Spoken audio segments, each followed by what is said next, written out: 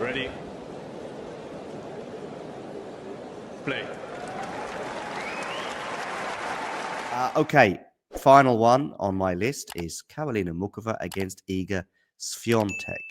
If you had to pick a court, well, no, I think this is pretty easy.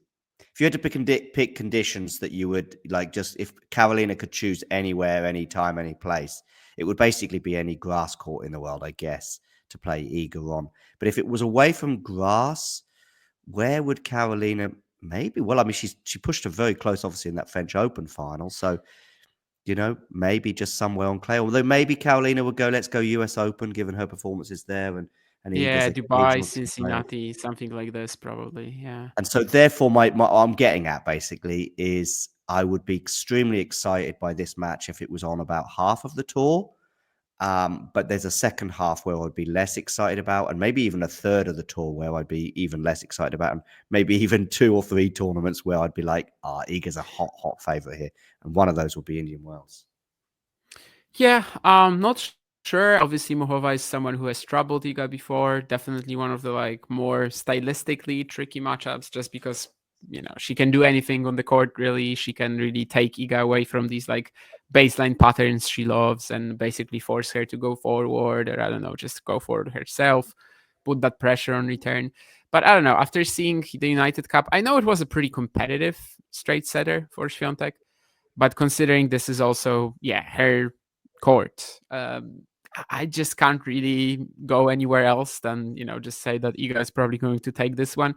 Also, the first 2 matches, Garcia maybe I wasn't looking at in terms of being a threat. I know that this is another very stylistically dangerous matchup for Iga, but just considering that Caroline has had that break and stuff like that, I just wasn't really rating her chances highly.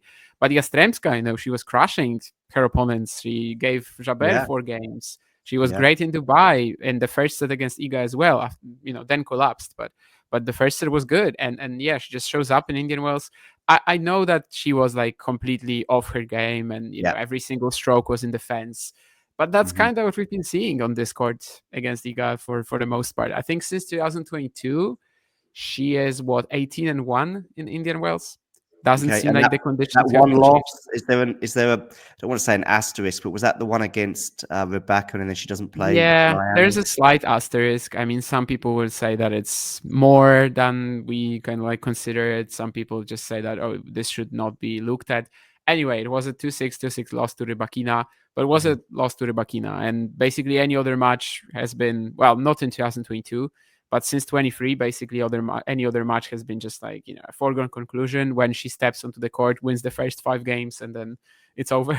So I just can't possibly say that Muchova has a great chance here, even if the matchup is exciting. And it's always going to be just one where we're watching out to see what Karolina can do on the day and kind of what sort of an idea she has. But yeah, I just can't say it's possibly the closest of the 4 matches that we're talking about. No, I mean, definitely not. What is the head-to-head, by the way? 3-1 right now. Muchova won their first match in 2019, which of course doesn't really matter. But after that, we had the French Open final, and we had the match in Cincinnati, was it 23, which was 3 sets as well. Yeah. So consistently some issues. Montreal. Okay, yeah, I wasn't sure if it was that part of that or that part of the Canada CC double, but also the United Cup, of course, this year, which 6-4, 6-3, or 6-4, 6-4, I don't remember, but it was very, very competitive. It was almost 2 hours, I think, for a 6-4, 6-3. Yeah. I'm expecting a similar scoreline here. I'll go with Iga, maybe just with 1 break advantage in each set to progress. Before I bring this to a close, I think there's a feeling that I'm getting that the surface change is probably a bit more than a feeling. It seems to be backed up by some evidence, certainly from the players, from what they're saying, that actually this year doesn't feel any different to any other year. Looking at the way, in terms of the ball bouncing higher, I think there may be a difference in terms of the courts. I've heard that in other years as well. I know Novak highlighted that difference, for example, on the practice courts compared to the number 1 court. But as a result, and seeing in particular the way Iga is playing, I guess, whereas before the tournament, because of Iga's form this year, because she hasn't won a title since the French Open, I'm not even sure when her last final was. Can you remember her last final? She's not made a final this Well, year, has she? United Cup doesn't count, I suppose. No, no. Cincinnati, was that a final against Sabalenka or Semi. a semi? That was a semi, right? Two, Yeah, so I guess maybe, Roland no, maybe it Garros. was the final. Maybe it was the final. Maybe it I was the guess it's final. Roland Garros then, though, right? If not the Sabalenka Cincinnati match. No, Cincinnati final was Pegula Sabalenka, just like the Oh yeah, you're US right. Open, right? Yeah, yeah. So yeah, I think it's Roland Garros, unless we're Yeah, forgetting final. about something. Well, the Olympics was bronze medal, I guess, so that Grass. doesn't count No. either. Yeah. Grass obviously just one event, and she Then didn't she go that. missed, didn't she, a period after the US Open? Yeah, she So missed yeah, the entire Asian swing. So WTA finals, she is 2-1, but doesn't get out of groups. So yeah, United Cup, I don't think we count that. So no. although she won 4 matches and then lost the 5th one, so sorta the United Cup, I guess. I mean, it It's a works just like team as a event. regular event in this If, case, if, right? if, if I mean, Poland, did they make the semis, Billie Jean King Cup? But if they'd made the final, would you That then be was the saying, semis, yeah. yeah? But if they had made the final, would you say that's Iga Swiatek in a singles Probably final? less than the United Cup, simply because at the Beijing King Cup there was 3 matches that she needed to get to the final, and that was 4 at the United Cup, and also kind of like the quality of the opposition at the United Cup.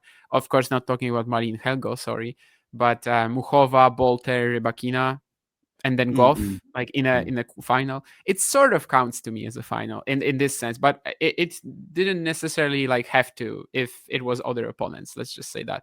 In this very specific case, I am willing to say that it was more kind of like a final. But yeah, it's pretty shocking she hasn't made one since Roland Garros. And actually, like the way that the draw is shaping up, I think the semifinals might be the toughest match she gets in the event. So Yeah, I mean, so with the form plus the court surface change going into the tournament, I was probably taking the field over Iga, whereas it pretty much would have always been the other way around in the last 2 or 3 years. And similarly, for similar reasons, same with Carlos on the men's side. I just had 1 or 2 more doubts. Not so much about form, of course, but the change. However, having seen Iga demolish Garcia, and in particular Yastremska, and given what the players are saying, and there may even have been some stuff coming out about court speed stuff as well, that the conditions are so sort of prevailing, and prevailing being the key word when it comes to the wind, that the atmosphere there, if that makes sense, is far more significant in how quick the courts are than the actual surface itself. And as you say, Iga obviously playing Muchova, who's got 3 in 1 head-to-head, and it's 3 in a row against her. And these conditions, I think, will favour Iga, so I'll go for her in straight sets. Then it would be Qin Wenjuan or Marta Kostyuk in the next round. I think Iga would fancy her chances definitely against Kostyuk. Qin Wen would be a bit trickier, but I would make Iga the favourite. And then, so who's her semi-final potentially against? well, the Rybakina 4 or players that Andreeva. we were talking about, so likely Yeah, Rybakina or Andreeva, and that I think could be the toughest match she gets.